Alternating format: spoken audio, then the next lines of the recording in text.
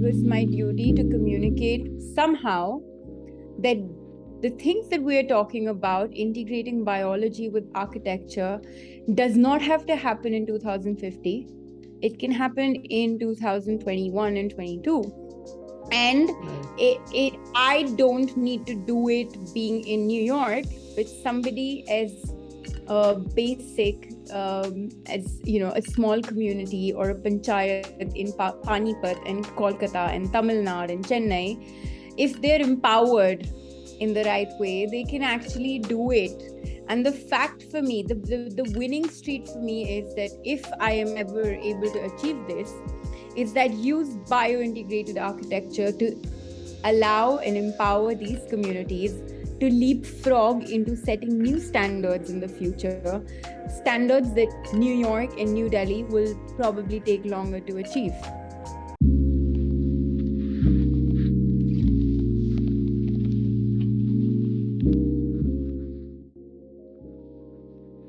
Hello TFFs, it's your host Raghav. Welcome to Season 2 of Tiny Farm Friends podcast. Each week we bring you long-form conversations with people using the best of their abilities to foster a healthier world. Nothing in nature exists alone. At Tiny Farm Friends, we believe our collective effort bears an unprecedented transformational power to shape regenerative futures. Join us for a front row seat to the latest insights and developments at the intersection of art, science, design, and technology. I believe in the saying that people who are crazy enough are the ones who change the world. Today I am joined by Shneel Malik, one such crazy optimist and a misfit. She is an architect, a biodesign researcher, a social entrepreneur, and a TEDx speaker. This conversation will broaden your horizon, give you a sneak peek into the future of design, and definitely inspire you to push your creative limits. In this conversation, we talk about her journey from being an architect to becoming a bioarchitect and working at the intersection of biology, science, engineering, and material sciences. We talk about the background story of her Indus Project, her vision for the future, and so much more. I learned a lot from this conversation. This conversation is not only for architects but all the creatives striving for a better future. There is plenty to learn for everyone. Enjoy the conversation with the wise and wonderful Shneel. Thank you, Shneel, for joining Tiny Farm Friends podcast, and I'm super stoked that you're here, and you're definitely one of the pioneers and flag bearers when it comes to bio-integrated design and bioarchitecture in India, and you've won many international awards as well, and I'm like huge fan of your work, firstly, and secondly, I see your practice as a wonderful melting pot of multiple disciplines, architecture, biology, engineering, as well as old age practices merging with new age technology and working digitally and also with your own hands. So there is so much more I want to know about you and your work, but maybe we can start with your introduction. So if you could kindly introduce yourself and your work. Sure. So I'm Dr. Shneel Bhayana. I have recently completed my PhD um, in the field of bio-integrated design, which was actually a PhD situated between the Department of Architecture and the Department of Biochemical Engineering at University College London. I've always, traditionally, I've been trained as a proper professional architect in India itself. So I am COA qualified. I went away to UCL to pursue a master's program, and that is where I was first introduced. I was probably given a hint of something that can be biologically integrated within the field of architecture, and I think that was the biggest stepping stone for me. I have, wherever we used to practice before my master's program, we used to talk a lot about LEED building certification, Griha, sustainability, energy ratings, etc. But somehow I always had an inkling subconsciously of the fact that I frankly knew that these things are simply to curb the politics behind energy consumption, and it's actually not a solution to something that will be environmentally friendly or sustainable or climate sensitive, etc. So when I first went for this master's program, it was the first year when my professor Marcus Cruz was also exploring the same field. It was his first year when he was setting up this thing, and I happened to opt for that major. After I did that, it was simply a 1-year program, and obviously left me as a designer wanting for more. And it just seemed as the right thing to try pursue a PhD. Had never thought of it, had never planned it, but that felt like a natural course for me to spend a little bit more years in understanding and trying to build a foundation for myself as an architect, designer, and a researcher who's interested in proposing new ways of constructing tangible objects and architectural scale elements so that they can actually breathe without the need for too much artificial mechanical support. And that's where we started working with a lot of organisms. We started going way deeper and playing across scales. And I think that sort of sums up the background. I've recently submitted the PhD, successfully done it, and now I'm back in India exploring ways of how to take this further. Congratulations on like doing your PhD, and but I would also like to take a step back in your story. So like what were the steps that actually led you to decide that you want to go for masters and a PhD like this, as you mentioned about lead Griha. So also when we talk about sustainability, maybe there could be like two approaches to it. So one approach is the kind of mechanically controlled energy systems, and when we are talking about net zero, and how is it different from your version of sustainability, or how you imagine it when it comes to living systems and bioarchitecture? So maybe through your story and like if you could explain this a little bit more.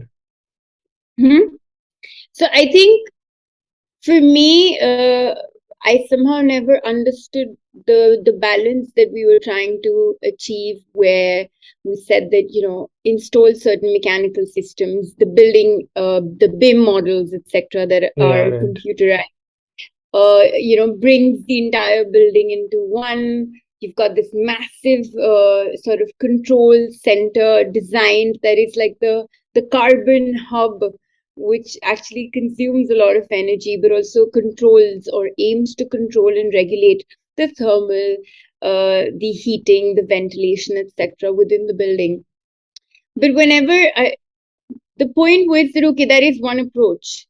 But is that the only approach, and is that the only way? And can we actually understand from the bottom up how systems in the environment have naturally evolved to function?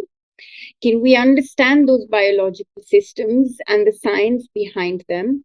And can we try to incorporate those systems within our materials and our design processes, so as to say that, okay, my dependency on the mechanical might still be there, but it is being reduced because I don't always probably want to control the fact that I want 25 degrees in my room. Either it's snowing outside or it's the hottest day on the planet, right? Maybe I do want to take into consideration the heat outside. I do want to take into consideration the solar, the wind movement, the particles, the air particles in the environment, the dust, and maybe that can actually empower certain elements and how they function within the architectural scale. So keeping that in mind, that I want to understand that if architecture is to become natural and biological, how can we do that? By and that obviously happens by reinventing and re-understanding materials from the bottom up, from the minutest scale. Now, the material requires us to go even deeper down and understand the cellular and the nanotechnology and the makeup of that material. And that is where we started looking across two very different scales. I want to build large, but I also want to start understanding my material and what goes on within it from the minutest possible scale. So within my particular research, I somehow happened to become very, very involved through, again, a very important researcher and my secondary supervisor, who's Dr. Brenda Parker. She's the biochemical engineer. And I found my one day trying to obviously grow an organism to understand how this actually behaves, so that I understand that, okay, this is what this organism needs. It is able to photosynthesize, and I want to design or develop a material that allows my organism to thrive. Right. So for that, I obviously need to do science myself, and I failed a million times. I couldn't get myself for months to successfully grow an organism. I even killed quite a few plants in that process. I don't know why. And I think then I realized that, Shneel, you're in a university environment, and I'm sure there's somebody on this campus that knows how to grow this thing successfully. And I somehow happened to find myself walking to Brenda's office, showing her photographs of all my failed tests and things I had successfully done, things I couldn't achieve.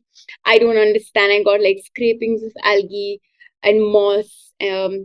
And fungi, from bacteria, from the whatever surface I could find in the environment. We got sterilized cells. We got everything possible. And then I think that sort of got Brenda, as a scientist, also intrigued that, okay, this is a designer who's trying her best. So then the next thing we did not have a proper lab at that time at the Bartlett. We were relocating to another place. And we had been given an old kitchen space, which we converted into what we call a wet lab. And I had to drag Brenda across the campus into the wet lab. And the next thing, she sort of teaches me how to grow the material, how to grow the organism.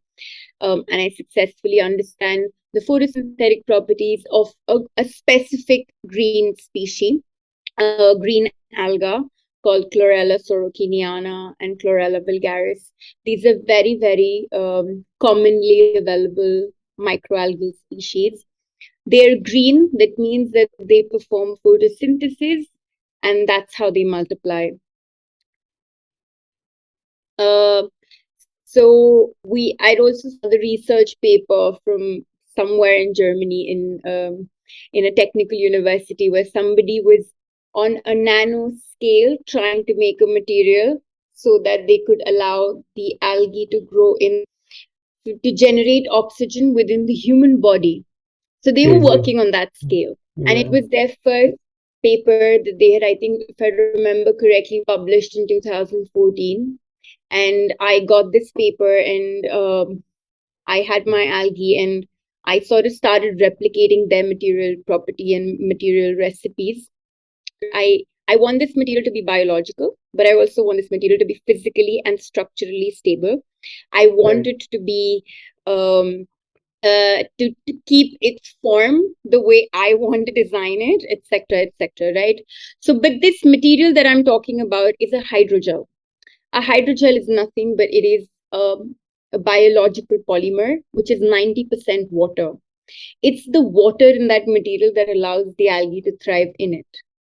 But the more amount of water, I think we've worked with jellies and things that are gooey and slimy in our childhood. And we know that these things never hold form. They never hold shape. So the struggle was consistent, right? I could successfully grow the algae within the material, but I couldn't get it to form any sort of shape. It would be like a sloppy thing, and then you have to keep maintaining. And I had to always, because you realize that this material has so much water that under normal temperature, especially the dry London conditions, it would keep evaporating. So I had to keep spraying it and gardening it and taking care of this material for like the longest time, a month long. And that's when I successfully saw cells multiplying in the material. And the material would be transparent in the very beginning. And then over a period of time, because it's performing photosynthesis, it becomes greener visibly. So that was a big thing. But then as an architect, I was still frustrated because I didn't know how to design with it. And that's when we started understanding different concepts. You mentioned that architecture needs to incorporate more nature, more biology, and how you ended up working with Dr. Brenda Parker.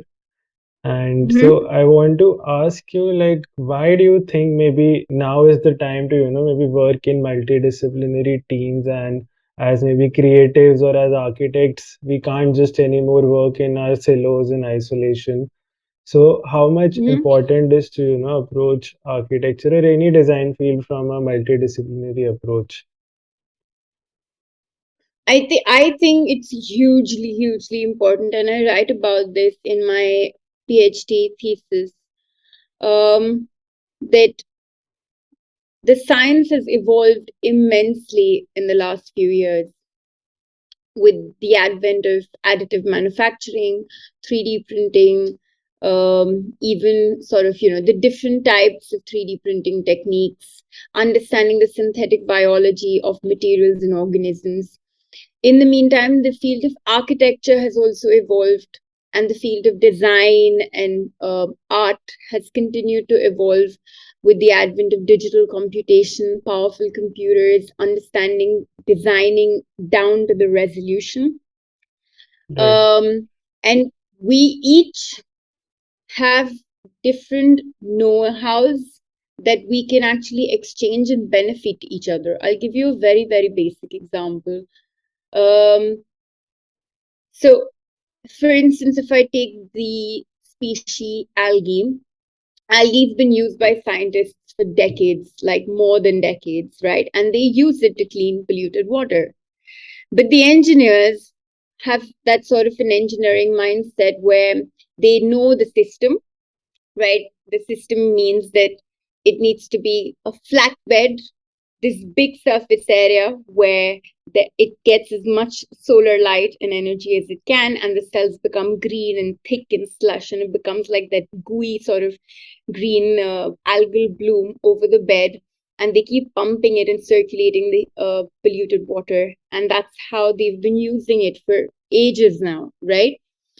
Their biggest struggle. Why? The question is, why isn't this being used more commonly, where people like you and me can actually access this treated water from algae? Because it seems like quite a biological thing, right?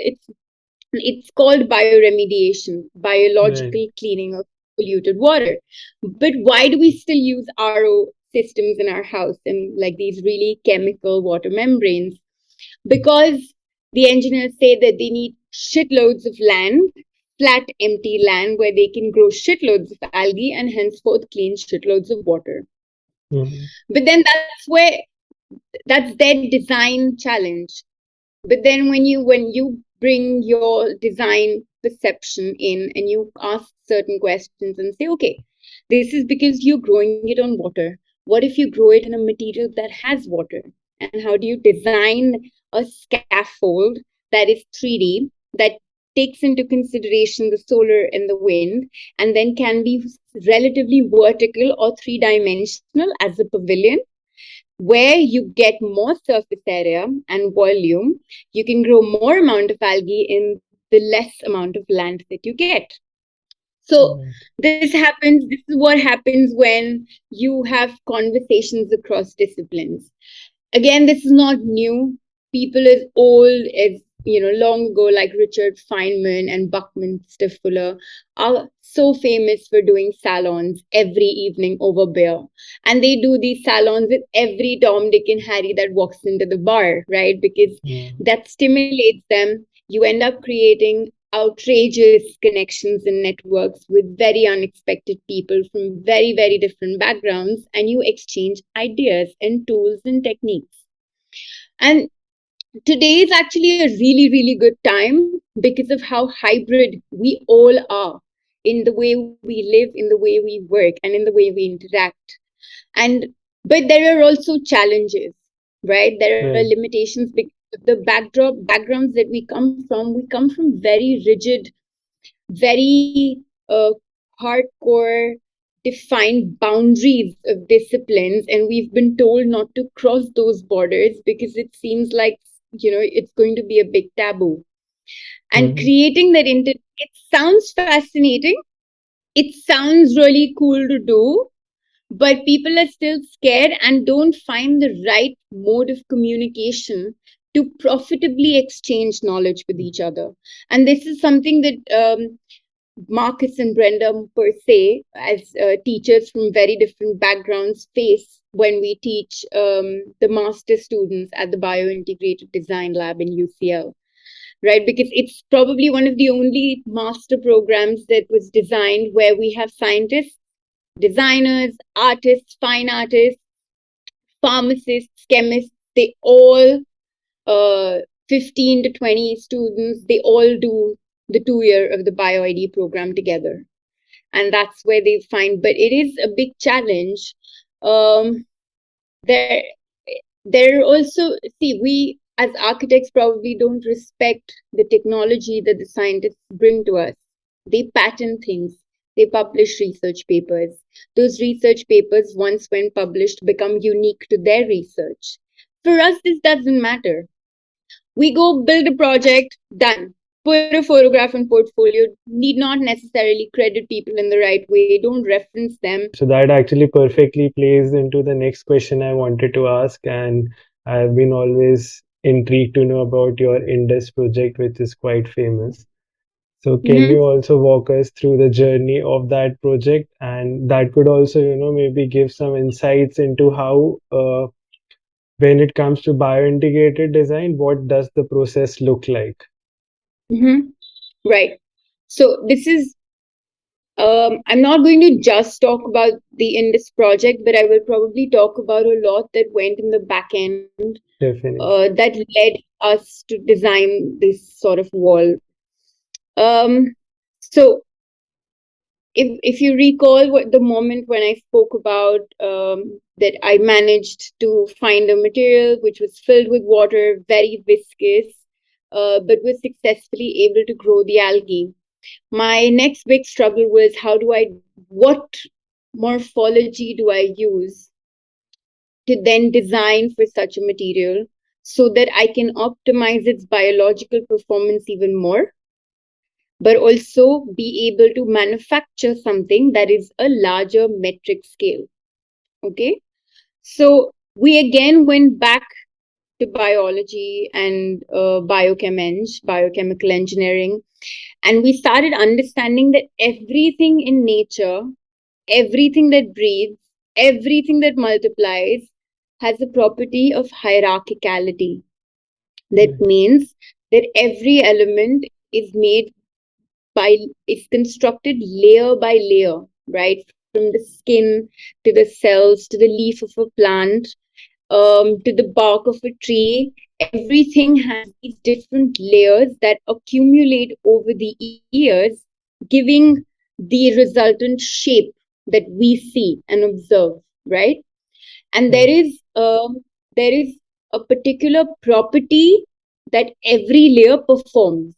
That means that if I want to build a skin, I will probably divide it over 4 to 5 layers. The bottommost would be my most structural one because that's what connects with, say, my blood, etc. And the higher one is the one that breathes and still protects me, right? So the property of that is way different. So that's why in our body itself, you have the cartilage, which is in the ear. That is a different sort of a structural thing. Then you have the tissue, which you sort of often in wear and tear. And when you've got that tissue that is not as rigid as the cartilage, but it has a structural strength. And then you've got your skin, which is very, very soft, but sort of encapsulates the entire body from the outside, right? So I took that logic and I said, okay, what if I vary the percentage of water in my material and I start building from the bottom up? That means my bottommost layer has no water, so it's very, very rigid. Okay. Then the higher up I go, I increase the amount of water and increase the amount of algal cells, making my topmost layer the most breathable one. And that is the most gooey one, right? But my next question is, how do I fabricate it? And that's when I made these different recipes of the hydrogels, and we sort of slammed this thing on a 3D printer of a robotic arm. So I didn't even use a small desktop 3D printer because that was still very limiting. I took a proper UR10 and I designed an extruder with different syringes that each consisted of a different material makeup and the algal cells. And I had programmed and designed these fibrous veins. Right now, the fiber, why I took the fibrous, that was digitally designed because there was one point I always thought movement of water is important and movement of air and sunlight is important throughout the skin. So I want to create fiber networks that somehow overlap each other, but allow the skin, the bottommost skin also to breathe. So the bottommost is densely printed, 3D printed, with a material that has no water. And the topmost has these thick, viscous, jelly-like, fibrous 3D printed fibers that are the greenest and perform the highest amount of photosynthesis. So those were some of the biggest. It was for the first time that anybody had exhibited these meter-long living panels within an exhibition. And we'd exhibited this at the Biotalent Biennale in Estonia in 2017, if I remember correctly. Okay. And we built 5 different panels, each 1 meter long. And we had experimented with the resolution of print, which performed most photosynthesis, and it was exhibited for a period of 3 months. And we took care of the panels, and we observed not just the growth of the algae, but also the colonization of other local organisms that were within that space.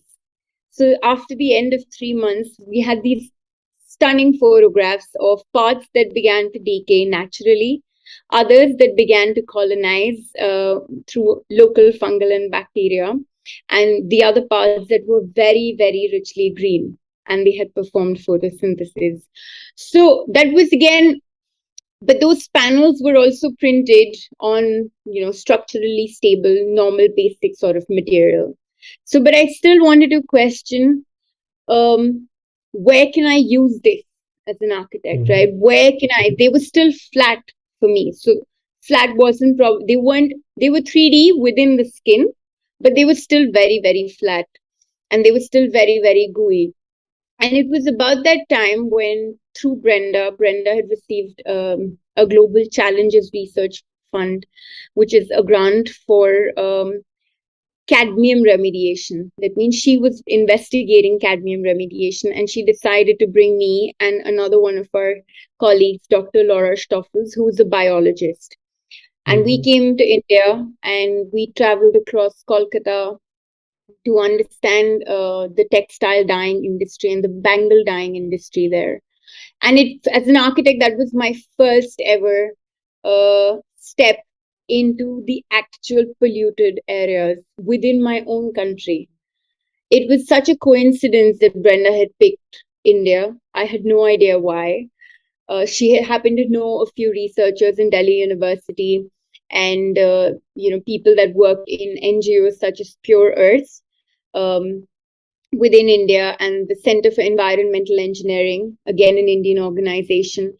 And we traveled across these small districts in Kolkata where all of the polluted water was coming straight, and I saw these people actually coloring bangles in through electroplating. So they had like these every bucket they had it was a small shed, and there was one person who was sitting. It was really hot, so he wasn't really wearing any personal protection or anything, and he was simply electroplating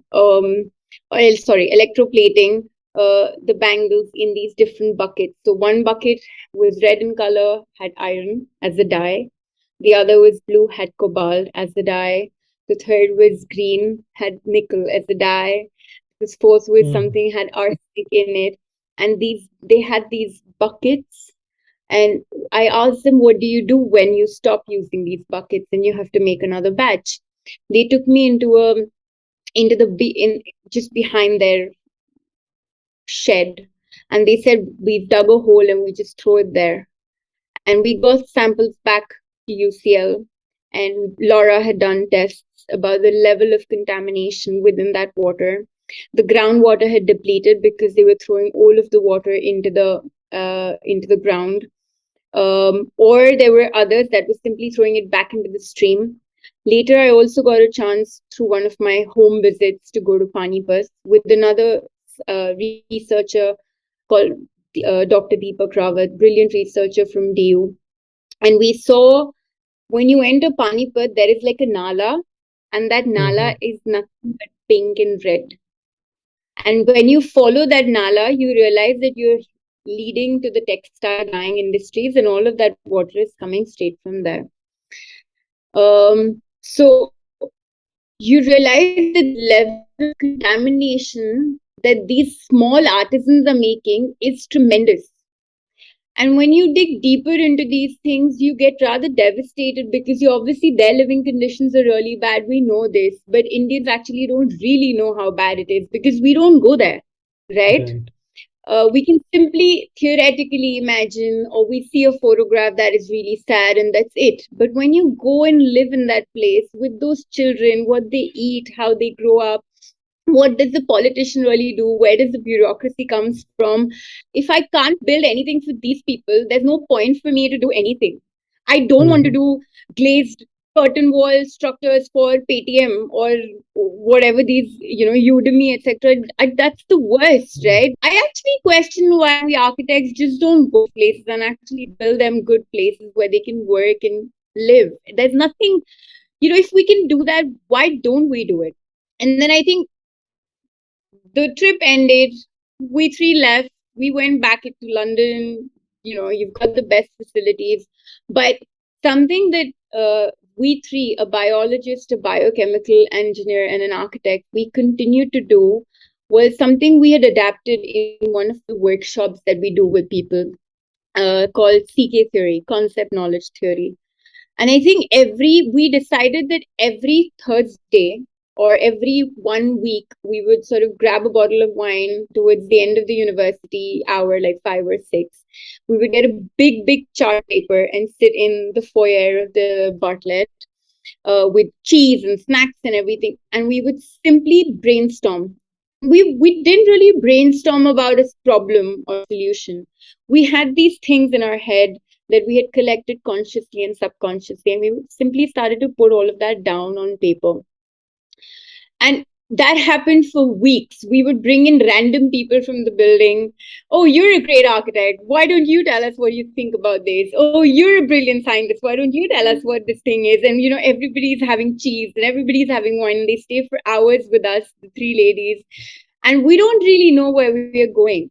But we do know we want to do something, right? And I do have a PhD to finish. I probably do need to bring up a project at some stage in my life. I think all of that sort of then one day I sort of read, I don't know, got this random email where BMW had a design thing called ADO in New York. And they were doing a competition called Water Futures. And they had something called infrastructure and systems as part of their thing. And I think they had like a week or 10 days to submit the first proposal. Brenda was off, I think. I remember she had to go for another lecture somewhere outside. And Laura, I think I decided that I wanted to submit something for that.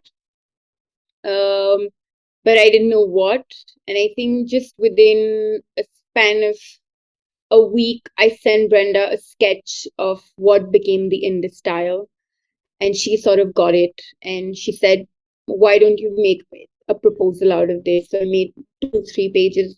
Architects are really good at doing that. We can jump onto a computer screen, do a bit of designing, slam words onto it, send it to the scientist fix the science behind it, and you submit, and then next thing you know, you get funding, you won the project, and you have to now manufacture it, and you have to test it.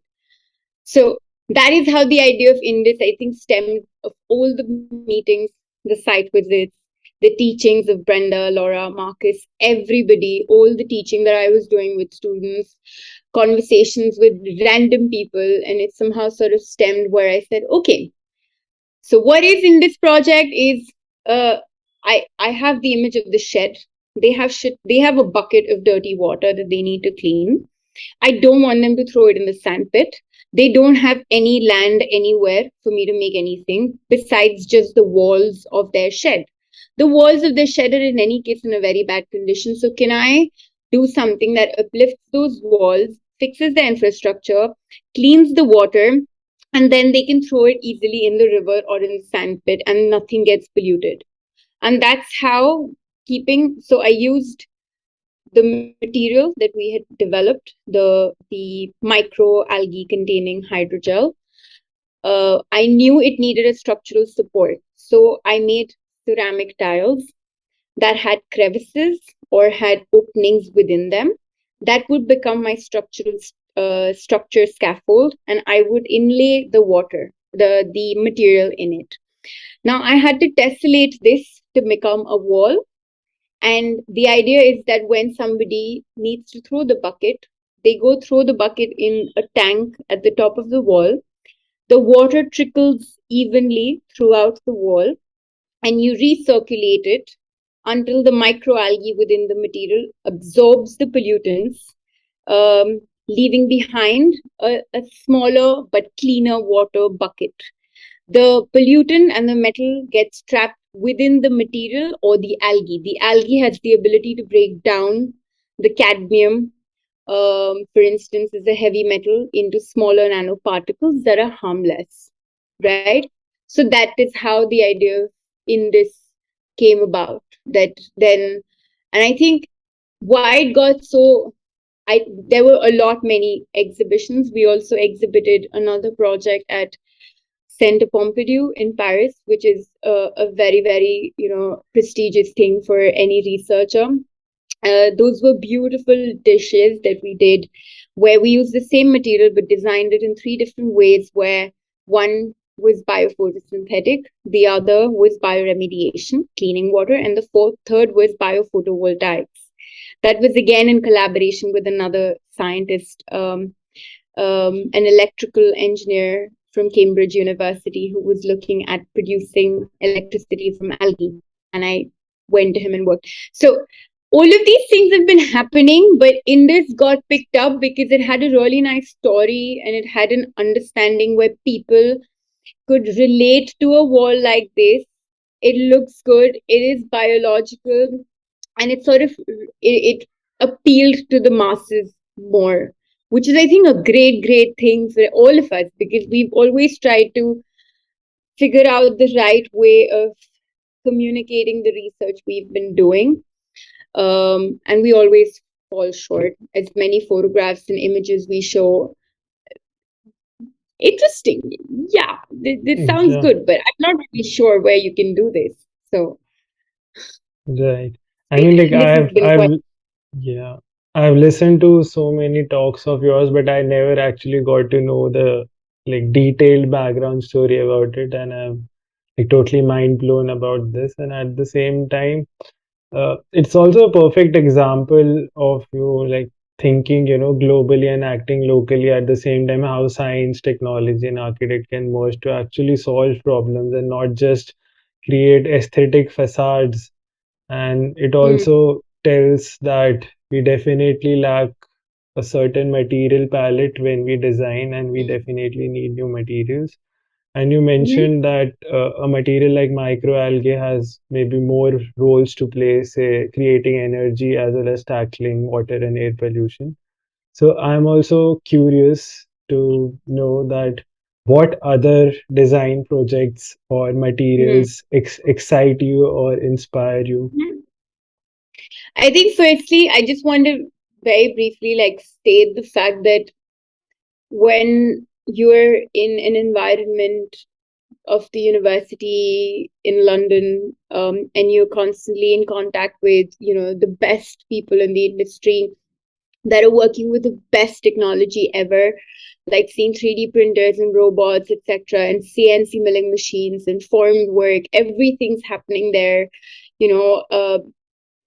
You get, I think for me personally, somewhere I felt that it was my duty to communicate somehow that the things that we are talking about, integrating biology with architecture, does not have to happen in 2050. It can happen in 2021 and 22. And I don't need to do it being in New York with somebody as basic as a small community or a panchayat in Panipat and Kolkatta and Tamil Nadu and Chennai. If they're empowered in the right way, they can actually do it. And the fact for me, the winning street for me is that if I am ever able to achieve this, is that use bio-integrated architecture to allow and empower these communities to leapfrog into setting new standards in the future, standards that New York and New Delhi will probably take longer to achieve. Right. So for me, that is some of the biggest, and I still, when I've shifted back here, a lot has changed. The pandemic happened. The pandemic, obviously, people started talking about climate, everything got cleaned up, and, all of those things happened. But now we're again going back into our basic things. And for me, the biggest struggle is how do I keep communicating the beauty of adapting these concepts within how architecture is taught within India as well, I think is very important. We do get a lot of Indian students back to BioID, and they come with that understanding of vernacular Indian architecture, but integrating the biology really adds another level to their projects as well, right? So I think that is something that is my biggest struggle. In terms of what other materials that really interest me, so the hydrogel is like the closest thing to me for sure. I sort of understand it to another level, I feel. I do know that this material, not just with the microalgae, but is also very versatile for other organisms that are now being tested. And I do know that certain bacteria that act as biosensors. I think that is something that interests me a lot because I do see air pollution a lot here, especially on higher altitudes where the particles are stagnant. And I feel that we can develop a bacteria-infused material that not just communicates the amount of pollution during a certain time and starts to decay. So that is something that interests me. Another material is the mycelium. It is becoming very common now, growing in 3D printing mushrooms. But that is not interesting. What is interesting about mushroom is the fact that it is one of the most important elements within the stage of decay. And I, as an architect or a bioarchitect, brave or actually embrace my things becoming decayed and being destroyed after their lifespan. So I feel that that's where, for me, the mushrooms come up, because I do want to bring those nutrients back into the soil and then start another thing, right? Another problem that I feel we need material for is rehabilitation and refertilizing soil with nutrients. We've destroyed a lot of land and agriculture by burning a lot of things, and we've actually destroyed and depleted and eroded the nutrients.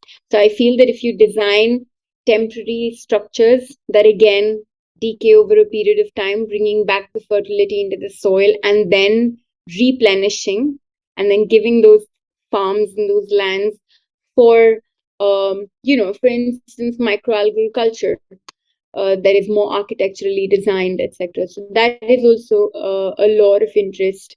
I think BioID overall has many materials that they're investigating. One last thing for me is uh, tactile hydrogels, right? Like smart sensors that have the ability to move and shape form, like change shapes, depending on what the environment is. I think that is, and variables, but only to an extent. Like not too much fashion, but variable. For instance, I've always fancied designing a sort of a shrug or a cool jacket where, which is made or has an organism such as algae and bacteria, and I only put it on when I step outside and I sort of clean the air. And then when I come back, I sort of have, a sort of a statue. I put it on, water it, take care of it, and then, so I sort of have that. That's my sort of dream day. Crazy. I mean, there was so much to absorb in what you mentioned, and I like to re-highlight some of the points which I also resonated. For example, the idea of decentralizing solutions just apart from Hmm. density, but decentralizing solutions and empowering communities to come up with their own kind of solution by merging Hmm. it with their old vernacular practices and merging it with biology. So that was really interesting. And also talking about mycelium and like how the saprophytic species actually help us decompose things. And so Yeah. this idea of humans weird fetish or quest of trying to build for permanence, we also need to Hmm. have conversations on that, how we can actually build for impermanence at the same time strike a balance between longevity. Hmm. So that is interesting, and definitely your dream of wearing something is also, I mean, I can imagine like a shade dream, or maybe we have bus stops like backgrounds with those, algae biofilters Yeah. cleaning air, producing spirulina on the side, and maybe like I feel like bus stops, especially in India, should definitely be designed for like you've got like butterfly roads these days, streets that are yeah, designed for migration of certain species. And I feel we can have like really beautiful, our bus stops can be layered with another layer. We don't really design 3D unless it is a flyover. And I feel that is something that we miss a lot. right, So, yeah, but bus stops and anything public, as difficult it is to maintain these systems, true. if they're designed appropriately, and if they're located in a decent, sort of understandable microclimate, I think those are very, very good. We've always just done like public pavilions and public Hmm. installations, and those are temporary, but they people come in and interact, and I'd love to again do one of those somewhere. I don't know, in India Gate or like somewhere, central, where you sort of conquered the entire place and it's there for 3 months. And oh, never done that here. We've done, we get a chance to do these things during the London Design Festival. Um, but I'd love to do something like that in the Delhi Design Festival or somewhere. Right, crazy. And you mentioned that you had that access to the top people, top tier talent of multiple disciplines when you were there in Bartlett, but Hmm. now coming back to India. So how do you Yeah. see the infrastructure status here? And I'm sure like we all have that pipeline dream of maybe coming together, have those kind of infrastructure and creating these spaces and like the pavilions you mentioned at India Gate, or maybe Yeah. showcasing these solutions. Yeah. So, what is your vision right now for your near future? And I'm sure you must be thinking on these Mhm. lines as well. So, I would love to know your thoughts on that. So I think firstly, obviously, trying to push the Indus project is very important. We did receive a lot of funding. Well, not a lot of funding, but we got a lot of awards, and then we got some support. So we are still doing a bit of experimentation, and we'd love to do a pilot project sometime in the coming year, where we sort of actually build up this wall in situ, observe it for a period of time, train the locals, do all of that. I think that that's something we are definitely working towards. Um, Otherwise, I feel like I'm still discovering the right mode of communication with designers, artists, and even local people here. I've not cracked the code, honestly. I I've not, maybe I'm not really going to the right places, I feel. But I, I want to try have more of those salon like conversations with people, and if there is anything I can do with them or for them, even like doing basic workshops, for like 3 to 4 days, bring the scientist sector together, the stuff we used to do there, just to get this across and the rhythm flowing. Right. And yeah, you again, like as designers, you're always thinking of so many things that you want to make and remake. So I'm always thinking of those to do. So hopefully, I've never ever done an exhibition in India, and I'd like to do one. I feel bad that I have not. So yeah, that's like an open call. Just like, I don't know. You don't have to Yeah. give me a museum, anything. Just tell me to put up this thing somewhere, and I'll put it up, and that's it. So Yeah, I think we should definitely work on that. But I have a couple of questions more for you. That is, one is mhm, on a personal side, like how does your family or like your mom perceive what you do? Because they might be thinking yeah, that you're an architect, but what is their like mhm, perception of your work? And maybe in the yeah. what is your advice to the young I designers? think I think they were very skeptic in the beginning. Like Mm-hmm. I kept talking about algae, and they were like, हाँ पर ये algae करेगा कैसे? Architecture में कैसे होगा? Algae is like disgusting, etc. Yeah, But then, after a while, like I don't, it never bothered me. I felt that their questions were actually appropriate, and they were always in the back of my mind that where, what, how. So I think they've just, you know, if you do something new, it's absolutely fine. People will not understand for a very long time. Even you will not understand for a very long time. And you always struggle to communicate what your intentions are, but you have to go through that journey. I embrace it. Personally, I've always liked being the misfit. So, I don't say that in a very arrogant, rebellious way. I just say it in a way that, yeah, I feel nice to be doing things that are different. And then you should just keep striving for it, and you'll definitely get someplace at some point. So, yeah, I think right. they're I fine now. think the Yeah, I'm world sure they're happy. Yeah, the world needs more misfits like you for sure. And so, last question before we end is like quick advice for young designers or maybe creatives who are just entering into their own practices. Mhm. Um, yeah, I think to them, I will say that I know that you have a lot of deadlines, and I know that you have client specifications, and I know you have budget constraints. We always do. But I feel that um, always keep communicating with people from different regions, not just the structural engineer, plumbing wala, carpenter, etc.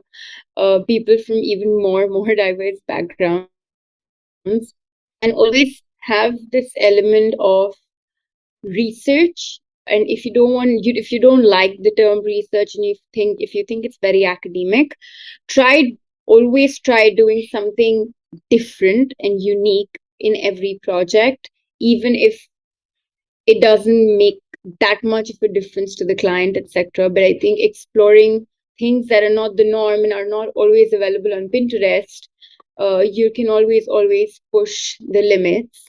Always read and be aware about the things that are happening in the world, because honestly, there's a lot that has happened, and things we don't really know yet. And I feel that that is something that really, because our algorithms are now trained to show us what we like, Right. as opposed to showing us something different. So I don't know if people really know, but in Mexico, a company called Icon is 3D printing refugee camps very successfully that are thermally insulated, and they're the most gorgeous refugee camps you would ever see, and they're cost effective. I know Icon's probably a big company and whatever, but they've still managed to do it, and they did it because they collaborated with smaller researchers, right? So there is a lot happening around the world, and I feel I'm saying this specifically to Indian people, and this is also for me, that you can't do it alone. But if you strive to do something, you need to build that community and always be brave to do that and put your work out there. And um, let's actually try to create a new language for design, architecture, and making, because it is already underway. And we should totally have our own Indianized vernacular bio architectural vocabulary that we always sort of fall back on. And that's maybe a nice idea. I'd like to work on that now. Yeah. Great. I think that is a wonderful message to end, and I am totally captivated by the information that you have shared, and I will take some time to soak in all the knowledge. So thank you so much, Anil. This has been absolute Thank you. insightful and enlightening talking to you. Oh, bless. No, it's actually my pleasure. Thank you for listening. Please consider sharing it with your friends and subscribing the podcast.